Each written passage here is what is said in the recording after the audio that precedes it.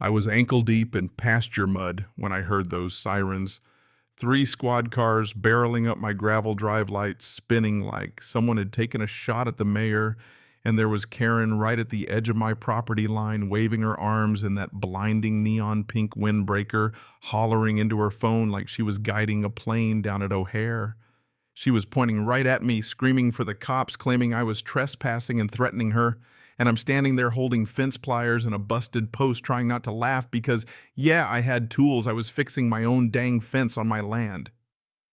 The officers climbed out, hands hovering near their belts, eyes darting between us, and the whole world seemed to hold its breath for a second. One started, "Sir, we got a call about a disturbance." But before he could finish, I reached for my back pocket and you could feel the air go tight. Karen shrieked, "He's reaching for something." I pulled out my wallet, flipped it open, held up the badge, Sheriff's Department. The look on her face was pure regret, and right then I knew this mess was about to get real interesting. But let me back up a sec. 2 weeks earlier, things were so peaceful you could practically hear the sun-rising steam rolling off hay bales, my old tractor rumbling low, a hawk screeching way out in the pines. That morning, I'm out at the north fence when I spot someone standing just past the line arms crossed, giving me a look that's halfway between disgust and some kind of silent threat. "Nice to meet you too," I muttered under my breath. I'd heard the rumors. Apparently Karen had run 6 neighbors off the block in under a year. Just moved out from the city. Snapped up a house with a wraparound porch and absolutely no clue how rural boundaries work. "You know, your cows are almost touching my yard, right?" she says. "Like they're hazardous waste or something." I just tried to be friendly. "That's the fence line, ma'am. They're exactly where they're supposed to be." She didn't even blink, just nodded and logged it all away in her internal Karen database. I tried to let it go, chalked it up to a bad first impression, but something in her eyes told me this wasn't the last round. Next morning, I find a note duct taped to the seat of my tractor like a ransom letter. All caps red marker. "Cease all activity near our shared property line. This is your final warning." Underlined twice, signature at the bottom like she's the sheriff of her own one-woman town. I laughed, peeled it off, tossed it in the barn trash, and tried to get on with my chores. An hour later, a young deputy pulls up. "Hey, just a welfare check. Neighbor reported illegal livestock activity." I blinked. "You mean my cows?" He shrugged. "Yeah, apparently Karen said you're raising unregistered animals and maybe storing chemicals." Total nonsense, but a call's a call, so I show him around. Healthy animals, clean barn. He leaves shaking his head and wishing me luck. I figured that'd be the end of it. With Karen, it was just the warm-up. I joked about it to my wife, told her Karen probably thought we were running a cow cartel. Even said I'd buy the herd tiny sunglasses just to complete the look. But the joke wore thin real fast. 2 days later, animal control rolls and clipboard out stone-faced wanting to check the cows. Routine inspection, she says, "We've received a report your animals might be underfed, possibly aggressive." Aggressive cows. The scariest thing mine have ever done is knock over a feed bucket. Still, I let her look. She checks their weight, their water, even sniffs the hay, and everything's perfect, but she still files a report, standard procedure, which means paperwork, a temporary flag on my livestock permit, delays, and headaches. And Karen. She's on her porch with her Bless This Mess mug, arms folded, looking like she's just claimed victory at the Battle of Little Bighorn. That's when it hit me. This wasn't about cows or fences or even property lines. Karen wanted control, and she'd just fired her second shot. By week's end, she was going full surveillance state, peering from her upstairs window, with binoculars following me with her phone from sunup to dusk, taping me like I was public enemy number 1. She'd walk my fence line, measuring and jotting notes, prepping for her imaginary day in court. One afternoon, my 16-year-old son was helping replace a broken board hammer in hand. And next thing I know, Karen's called the sheriff, reporting him for brandishing a weapon, a hammer on a farm. I had to explain to another exhausted deputy that no, we weren't reenacting a Western shootout, just fixing our fence. Every day, she filmed us, no conversation, just that little smirk, like she was stockpiling evidence for something she hadn't even thought up yet. I did my best to keep calm, but I could feel the pressure building. She was baiting me, hoping I'd snap and she'd win. So I changed my strategy. I poured myself a cold beer, sat on the porch, and got to work building a case. See, I've worked in law enforcement nearly 20 years.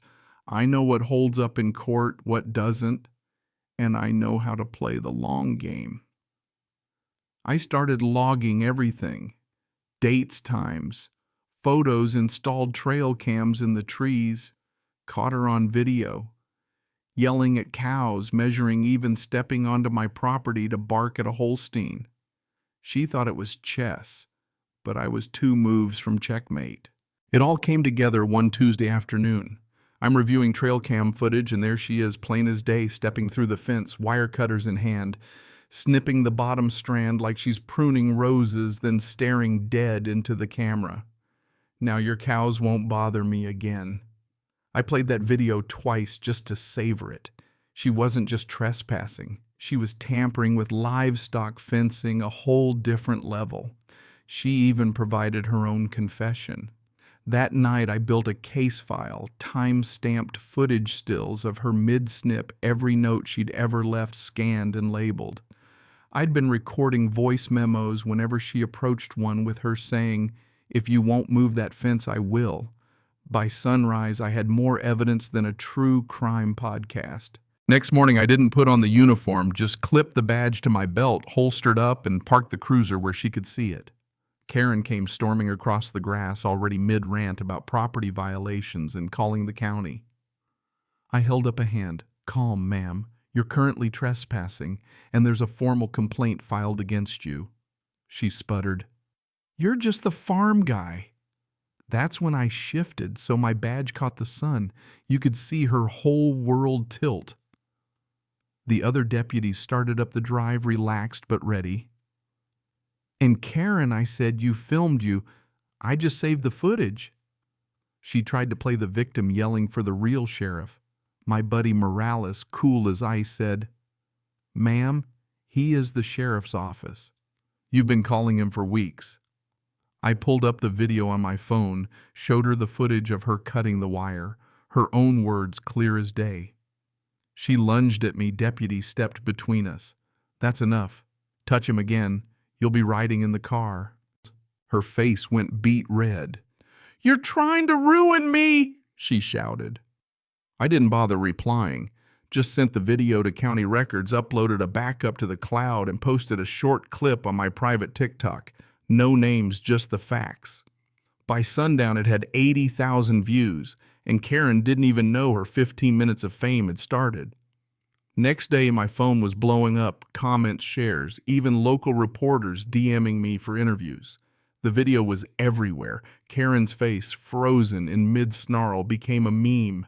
People were stitching it with Karen of the corn jokes. One kid even reenacted her snipping the fence with toy scissors. Then the real kicker, the local news picked it up, ran the headline, "Woman calls 911 on off-duty deputy working his own land." They interviewed neighbors. Turns out Karen had called the fire department on someone's barbecue, reported a lemonade stand for not having a permit, demanded another neighbor rotate his Christmas lights away from her house. Suddenly, everyone who'd been quiet was letting it rip. The dam burst. The HOA called an emergency meeting, not a Zoom, a real one at the clubhouse. I wasn't invited, but word gets around. Turns out I wasn't her only victim. People lined up with stories from noise complaints to lawn ornament wars. The board issued her a formal citation for harassment, unauthorized property alterations, you name it. She tried to play the victim, but someone played my video full screen, full volume. Silence. She left early. When she got home, she found a new sign on my fence facing her yard. "Smile, you're on camera." After that, the world shifted. For once I could breathe, rebuild the fence, thicker posts, tighter wire, a row of solar lights, not because I needed them, just because I knew it would drive her nuts. The trail cam stayed, so did the signs, and I handed a copy of everything to the HOA just in case she got any bright ideas. Karen vanished, not literally, but no more binoculars, no more measuring tape, no more calls.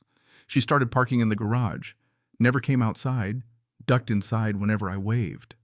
Her reign of terror was over, and I never had to slam a door or raise my voice. I let the facts talk. In the end, I got to do what I wanted, run my farm, raise my kid, and live in peace. Her house went from neighborhood gem to a punchline. Every open house folks asked, "Is this where the lady called the cops on cows?" Even teenagers filmed TikToks, out front views in the millions. The HOA rewrote the bylaws, no more harassment, no more surveillance, no more nonsense. Karen just pulled the blinds and let the yard grow wild. Looking back, I didn't want a feud. I didn't want to go viral. I just wanted to fix my fence and watch the sunset in peace. But some folks need chaos. They live for drama and control, and if you fight them on their terms, you lose. I didn't. I stayed calm, documented, let the truth do its work. Karen thought she could twist the story and make me the villain, but she wrote her own downfall, one phone call, one snip of wire, one viral video at a time. And if she's out there watching, I honestly hope she finds her peace somewhere far, far from livestock. So what do you think, was justice served, or did it all go too far?